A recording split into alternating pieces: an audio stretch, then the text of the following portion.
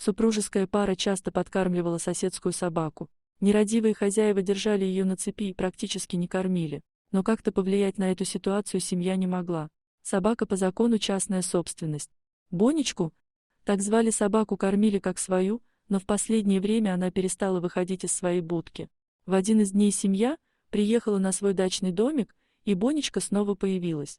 Но ее состояние было просто ужасающим.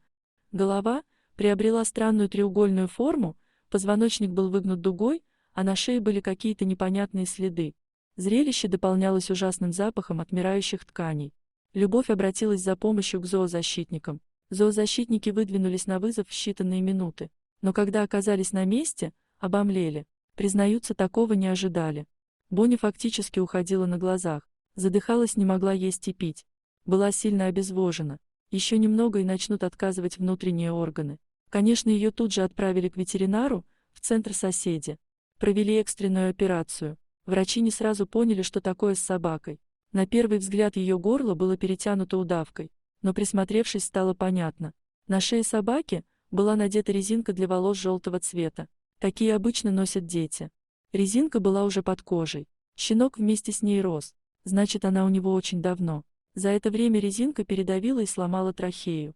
Во время операции был один момент. Собака вдруг перестала дышать. Сердце работало, а она не могла сделать ни вдоха.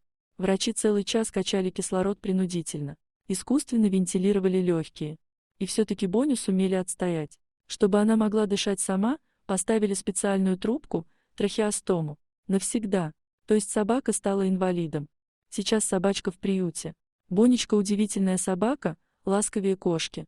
Она покорила всех работников приюта своей огромной любовью и нерастраченной нежностью. Неравнодушные люди помогают ей чем могут.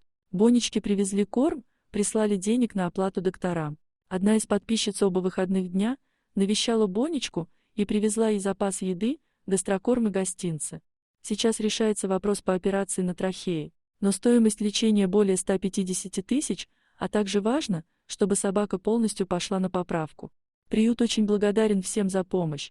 Надеюсь, Боня сможет вернуться к нормальной жизни и обретет заботливую семью.